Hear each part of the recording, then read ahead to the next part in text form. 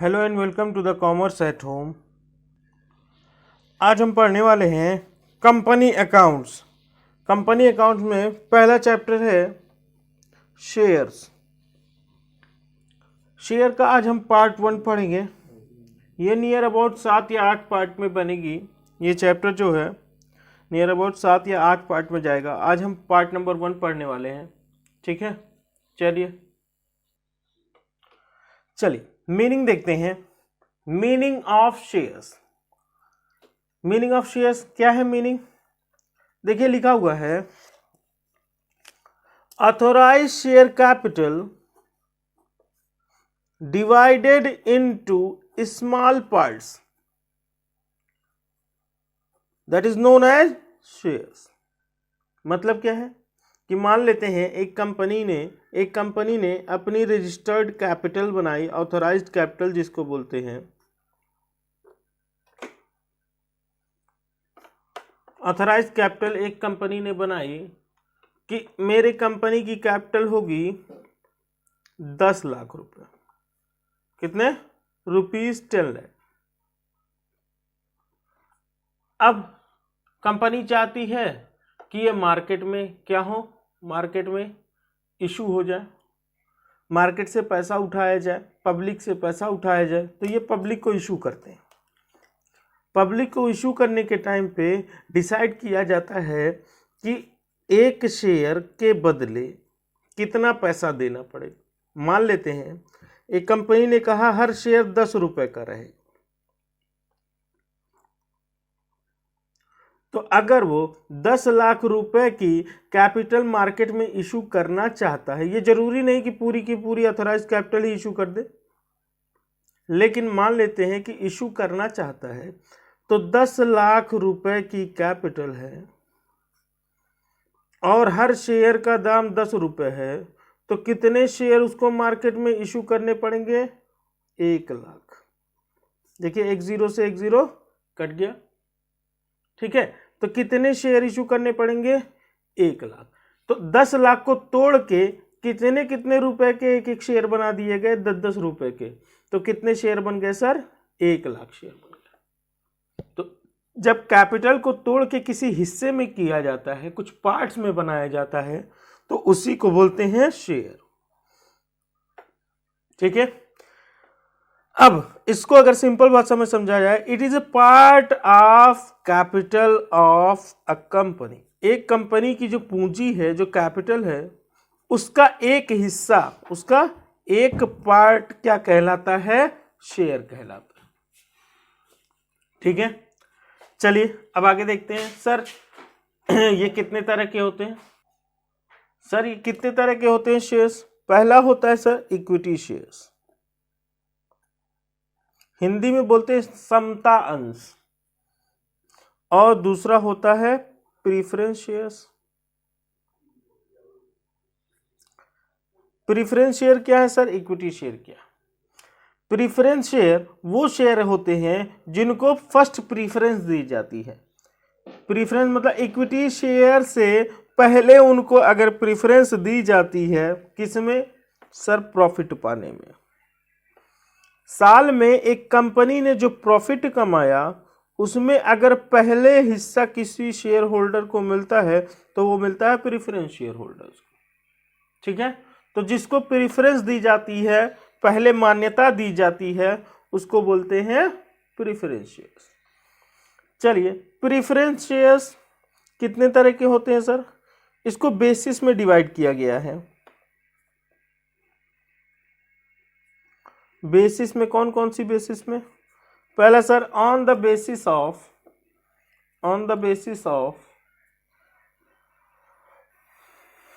Participation.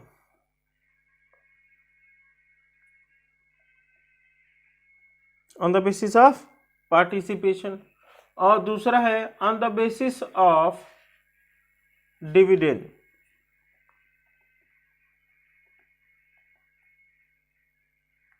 On the basis of dividend.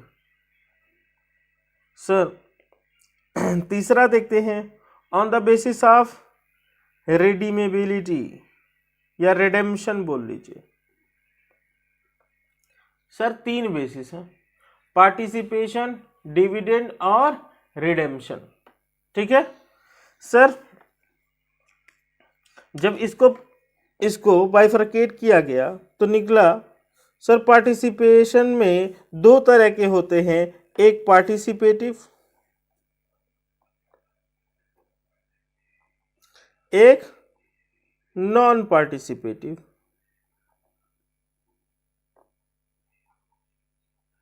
Sir dividend के basis पे, चलिए बाद में देखेंगे। पार्टिसिपेशन के बेसिस पे 2 तरह के सर, पार्टिसिपेटिव और नॉन पार्टिसिपेटिव।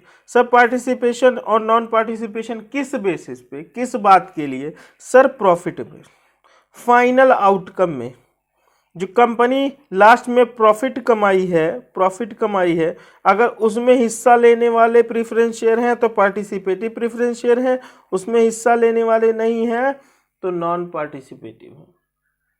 कौन से हैं? Non participative. सर डिविडेंड के बेसिस पे अगर देखा जाए सर 2 तरह के होते हैं। डिविडेंड के बेसिस पे 2 तरह के होते हैं सर, कम्युलेटिव और नॉन कम्युलेटिव। ठीक इसी तरह रिडेम्पशन के बेसिस पे 2 तरह के होते हैं सर, रेडीमेबल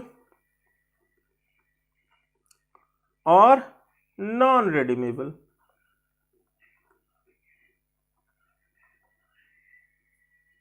ठीक है सर, जब हम देखें कम्युलेटिव और नॉन पहले रिडीमेबल देख लेते हैं।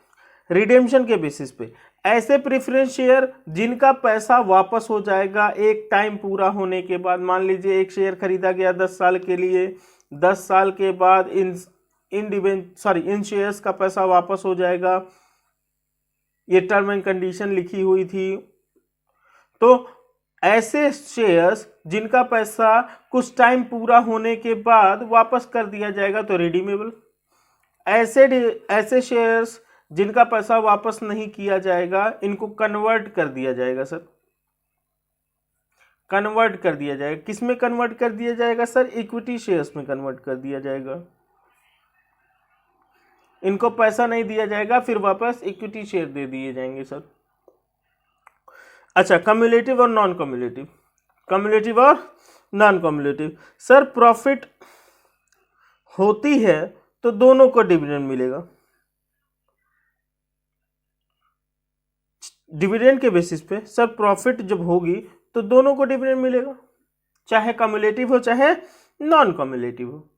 लेकिन सर लॉस होगा तो दोनों को ही नहीं मिलेगा सर, इसको भी नहीं मिलेगा, इसको भी नहीं मिलेगा। पहले साल प्रॉफिट हुई दोनों को मिला, लॉस हुआ दोनों को नहीं मिला। तीसरे साल प्रॉफिट हुई सर, तीसरे साल कम्युलेटिव अगर रहेंगे, कम्युलेटिव तो उनको दोनों साल का मिल जाएगा। पिछला जो बकाया था उस साल का भी डिविडेंड, इस साल का डिविडेंड। लेकिन जो नॉन कम्युलेटिव है उनको सिर्फ इसी साल का डिविडेंड मिलेगा, जिस साल प्रॉफिट होगी उसी साल का डिविडेंड। कम्युलेटिव होंगे तो उस साल का डिविडेंड भी एरियर बताया जाएगा कि अगले साल ले लीजिएगा भैया, जब प्रॉफिट होगी तब ले लीजिएगा, ये तुम्हारा पैसा बाकी रहेगा। तो कम्युलेटिव वाले को एरियर का भी पैसा बाद में मिल जाता है, लेकिन नॉन कम्युलेटिव वाले को कोई एरियर बताया नहीं जाता है, जिस साल प्रॉफिट सिर्फ उसी साल हिस्सा, नहीं तो नहीं मिलेगा सर। ठीक है, सब कुछ आपकी बुक में दिया हुआ है। इससे भी ज्यादा डिटेल में थ्योरी चाहते हैं तो आपको ऊपर जो है लिंक में या आई बटन में आपको मिल जाएगी लिंक, या डिस्क्रिप्शन में मैं लिंक दे दूंगा, आपको मिल जाएगी। ठीक है, 2 वीडियोस मिलेंगी कंपनी से रिलेटेड, आपको वहां पे सारी डिटेल्स मिल जाएंगी और भी ज़्यादा कंपनी की। ठीक है, कि कंपनी की कैपिटल क्या होती है, कंपनी कितने तरह की होती है, ये सारी बातें आपको उन वीडियोस में मिल जाएंगी। ठीक है, आप आराम से उसको भी पढ़ सकते हैं। ये तो बस क्वेश्चंस लगवाने के लिए ये सब जानना थोड़ा सा ज़रूरी है, तो हम ये पहले पढ़ा दे रहे हैं। ठीक है, चलिए अब आगे देखते हैं कि कैरेक्टरिस्टिक्स क्या है कैपिटल की। चलिए कैपिटल स्ट्रक्चर देखेंगे। सबसे पहले आता है सर ऑथोराइज्ड कैपिटल, जो कि अभी नाम लिया गया था शेयर की डेफिनेशन में। सर ऑथोराइज्ड शेयर कैपिटल क्या होती है? मान लीजिए मान लीजिए एक आदमी है ए, जो अपनी कंपनी रजिस्टर करना चाहता है, कंपनी बनाना चाहता है। ठीक है, कंपनी बनाने के लिए उसको रजिस्ट्रार के पास जाना पड़ेगा। तो रजिस्ट्रार के पास जब जाता है तो उसको बताना पड़ता है कि मेरे फर्म की, मेरे कंपनी की कैपिटल मैक्सिमम कितनी होगी, मैक्सिमम कितनी होगी। मतलब ऑथराइज कैपिटल क्या है, मैक्सिमम लिमिट है। किस बात की सर, कि इन फ्यूचर मैक्सिमम मेरी कैपिटल कितनी हो सकती है कंपनी की, उसी पे जाके रजिस्ट्रेशन किया जाता है। इसको बोलते हैं रजिस्टर्ड कैपिटल, या इसी कैपिटल पे कंपनी की रजिस्ट्रेशन होती है, इसीलिए इसको क्या बोला जाता है, रजिस्टर्ड या ऑथराइज्ड शेयर कैपिटल। हिंदी में बोलते हैं अधिकृत अंश पूंजी। हिंदी में क्या बोलते हैं, अधिकृत अंश पूंजी। सर इसमें से कुछ कैपिटल का नाम आता है सर इशूड कैपिटल।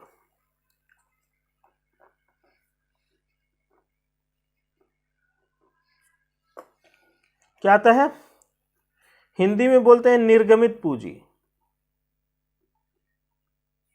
हिंदी में क्या बोलते हैं, निर्गमित पूंजी, जो पब्लिक को दिया गया है कि पब्लिक इसको खरीदे। जैसे कि एक एग्जांपल लेते हैं, कंपनी अपनी रजिस्ट्रेशन करा के आई है कि हमारी मैक्सिमम कैपिटल हो सकती है 100 करोड़ की। कितनी हो सकती है, 100 करोड़ से। लेकिन कंपनी ये सोच रही है कि अगर हमको 5 करोड़, सॉरी चलो 50 करोड़ अभी मिल जाए तो हम कंपनी स्टार्ट कर सकते हैं, और फिर फ्यूचर में जब कभी जरूरत पड़ेगी तो फिर कंपनी क्या करेगी, इशू कर लेगी, फिर पब्लिक से पैसा उठा लेगी। सर 100 करोड़ पे रजिस्ट्रेशन हुआ है, कंपनी इशू कर सकती है पूरा 100 करोड़, लेकिन अभी नहीं कर रही है। क्यों, क्योंकि अभी कंपनी को उस बात की जरूरत नहीं है। कंपनी ने सिर्फ इशू किया कितना, 50 करोड़।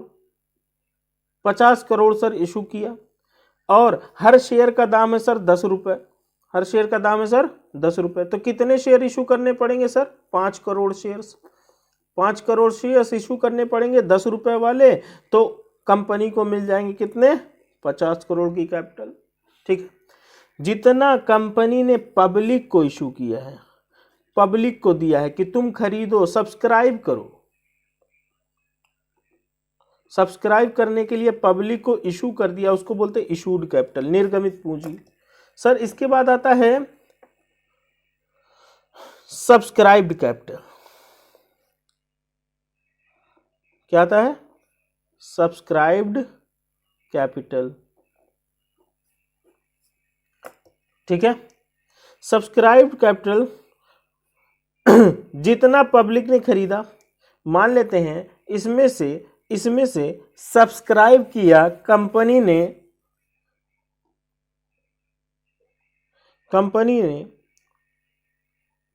45 करोड़ की कैपिटल। कितने की, 45 करोड़ की कैपिटल को पब्लिक ने खरीद लिया, लेकिन 5 करोड़ सर मार्केट में नहीं बिका। 5 करोड़ की कैपिटल मार्केट में नहीं बिकी, इसको बोलते हैं अनसब्सक्राइब्ड। जो सब्सक्राइब हो गई, जो बिक गई वो सब्सक्राइब कैपिटल, जो नहीं बिक पाई उसको अनसब्सक्राइब्ड कैपिटल। ठीक है, उसके बाद आता है sir called up. Called up क्या होता है सर, जितना पैसा कंपनी ने मांग लिया, शेयर पे पैसा कितना मांग लिया,